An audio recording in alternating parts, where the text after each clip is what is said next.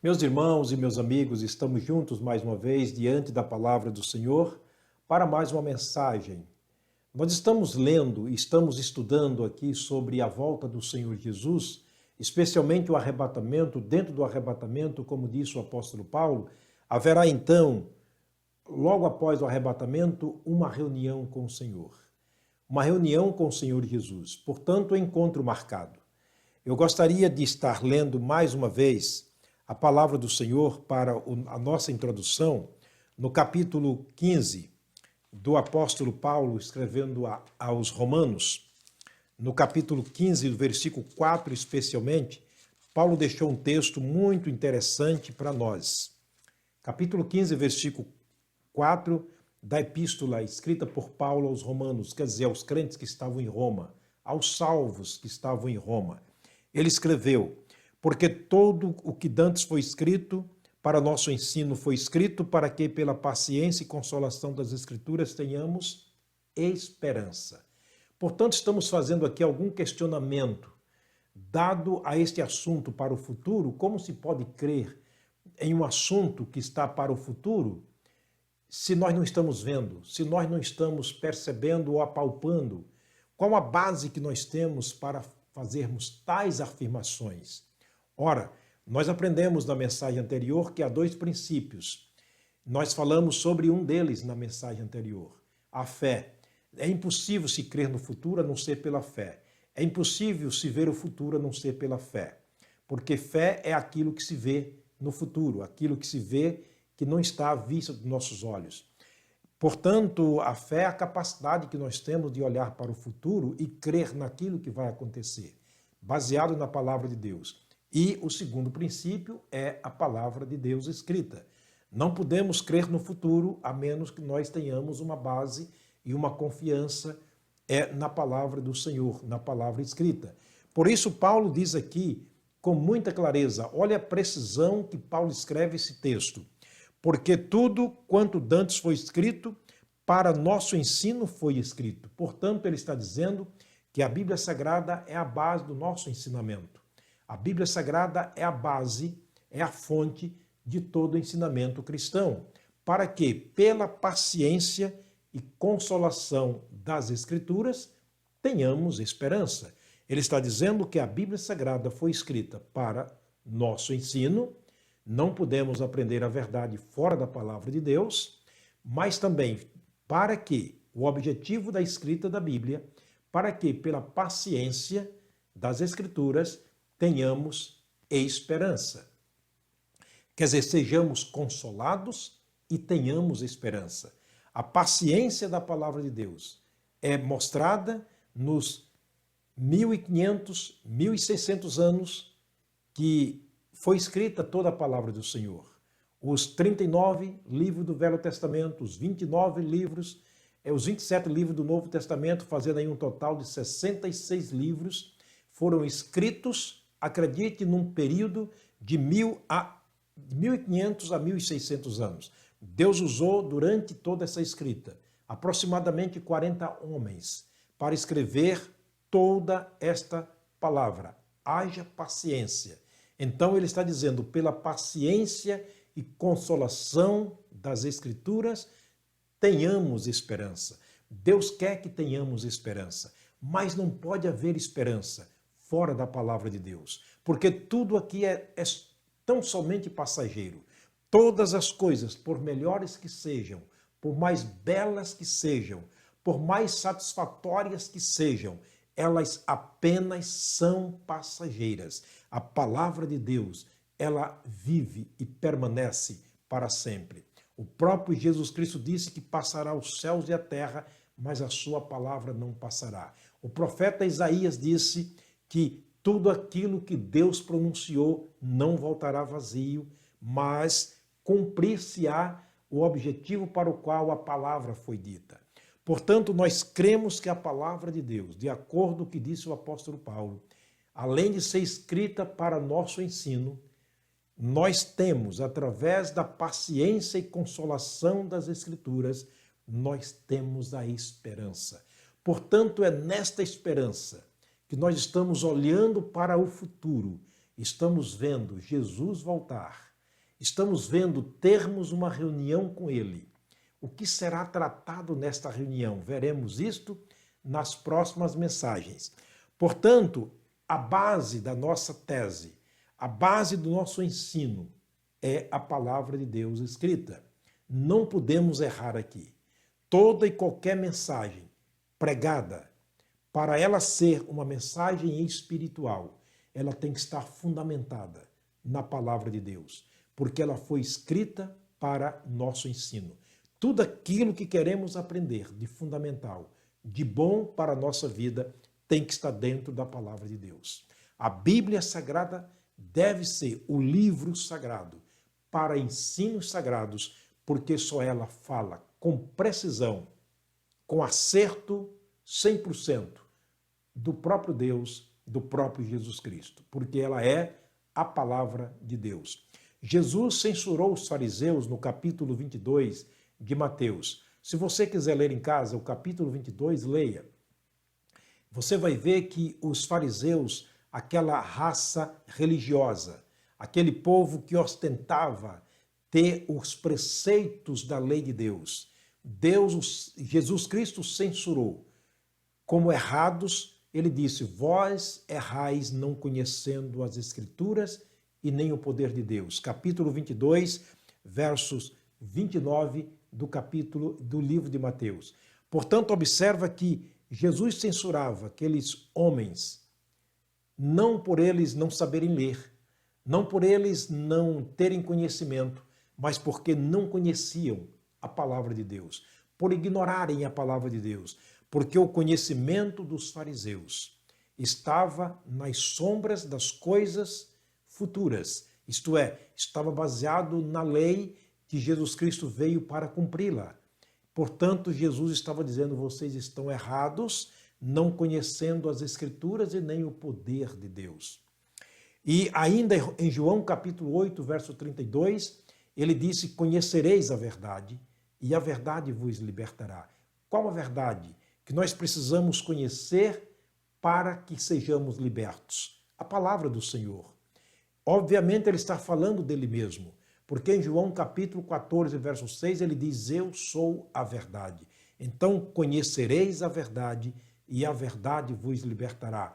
Você já conhece o Senhor Jesus? É claro que não podemos conhecê-lo de vista, mas conhecemos pela fé, porque a Bíblia Sagrada foi escrita para nosso ensino, para que pela paciência e consolação das Escrituras tenhamos esperança. João disse: filhinhos, agora somos filhos de Deus, mas ainda não é manifestado o que havemos de ser. Porque sabemos que quando ele se manifestar, seremos semelhantes a ele, porque assim como ele é, o veremos. Portanto, não há outra maneira de termos conhecimento no futuro, a não ser através da fé e da palavra de Deus. São os dois princípios básicos para que tenhamos esperança no futuro. Ainda no versículo 36 do capítulo 8 de João, disse Jesus: se, pois, o Filho vos libertar, verdadeiramente sereis livres. Agora ele explica o que ele disse no versículo 32. Conhecereis a verdade. Se, pois, o Filho vos libertar, verdadeiramente sereis livres. Aqui nós temos uma condicional. Aqui Jesus Cristo diz: olha, se vocês forem libertados pelo Filho, se o Senhor Jesus Cristo libertar vocês, vocês serão verdadeiramente livres. Por isso ele considerava os fariseus ainda como escravos, porque eles não confiavam, eles não criam, não conheciam a palavra de Deus. Portanto, Jesus, como a verdade, não fazia parte da sua vida e por isso eles continuavam sendo escravos do pecado. Mas garanto, pela palavra do Senhor, que todos aqueles que conhecem Jesus como Salvador pessoal, eles são livres espiritualmente.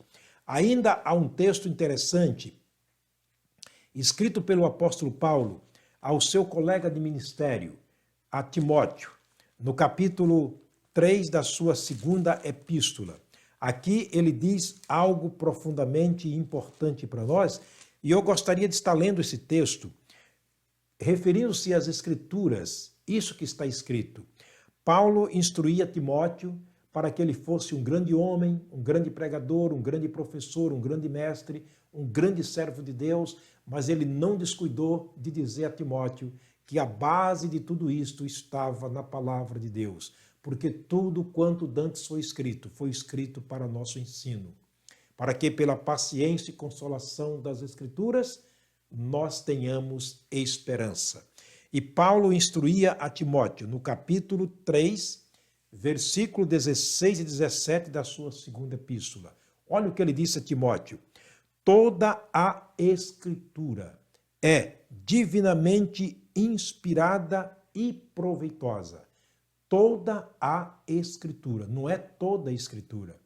Porque se fosse toda a Escritura, então os jornais seriam inspirados, os livros seriam inspirados, as escritas de Maomé seriam inspirados. Portanto, é necessário que entendamos que esse artigo definido faz toda a diferença quando se trata da Escritura, daquilo que Deus escreveu através dos homens, movidos pelo seu Espírito. Aqui nós temos uma palavra interessante.